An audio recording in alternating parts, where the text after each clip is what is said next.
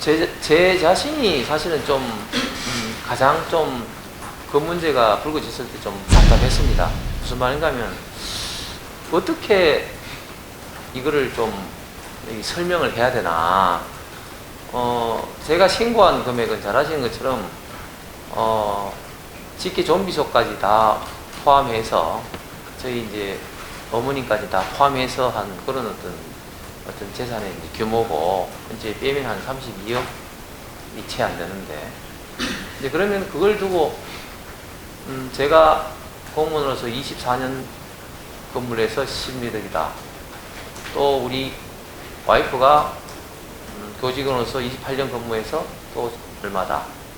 그 플러스 뭐 펀드, 일부 부동산, 일단 재테크를 통해서 얼마 벌었는데, 그러면 그동안 생활비로 쓴 게 얼마라서 얼마다.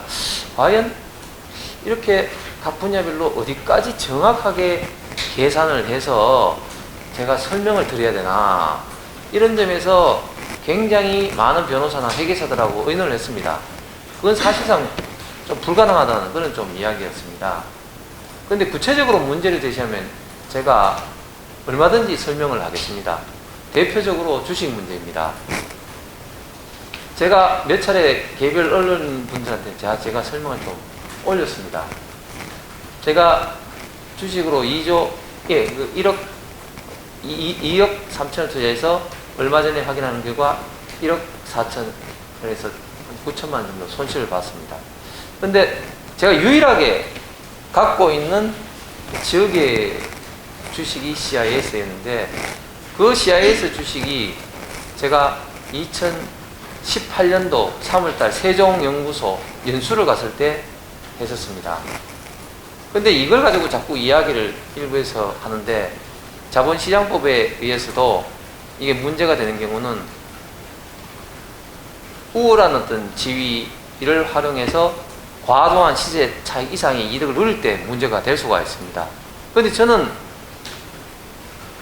이미 코스닥의 이 기업이 상장된 한참 이후에, 이 주식은 2014년도 코넥스 상장되고 2017년 1월 달에 코스닥 상장되는데, 한참 이후에 2018년 3월 6일에 제가 구입을 했는데, 제가 뭐 특별하게 우월한 지위에 있는 것도 아니고 했는데, 그렇고, 그리고 지금 최근에 이 주식이 좀 올랐지만 제가 2년 동안 보유한 동안에 제 구입가에서 등락을 해서 이득 본 것도 없다가 최근에 조금 올라가죠.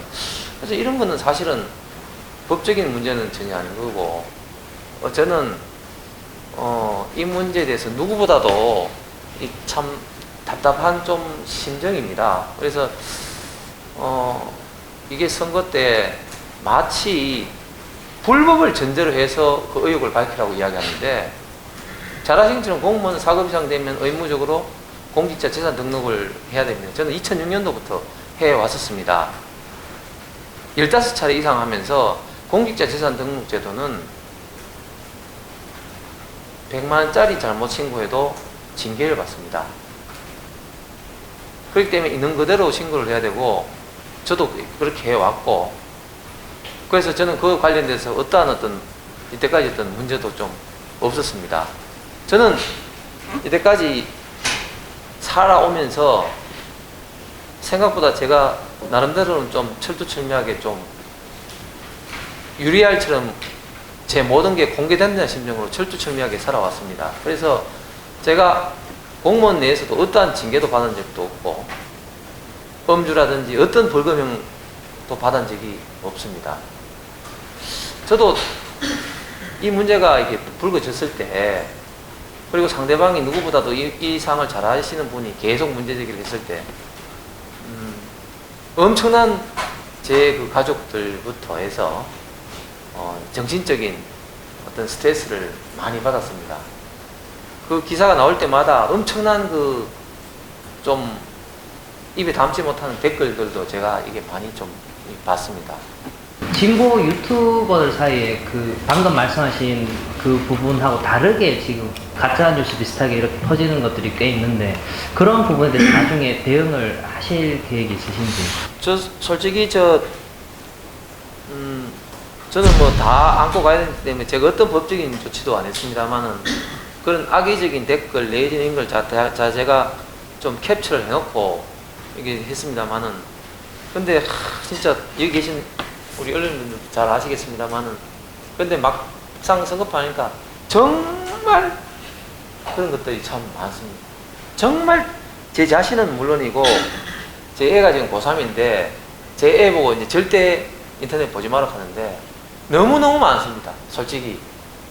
그래서 좀 얼마든지 저 개인적으로야 뭐 해도 되는데 너무 이렇게 하는 거는 누구에게도 좀 도움이 좀 안 되는 것 같아서 방금 말씀하신 그 제가 몇 개를 봤는데 참 현재는 그런 생각이 전혀 없습니다만 고민입니다.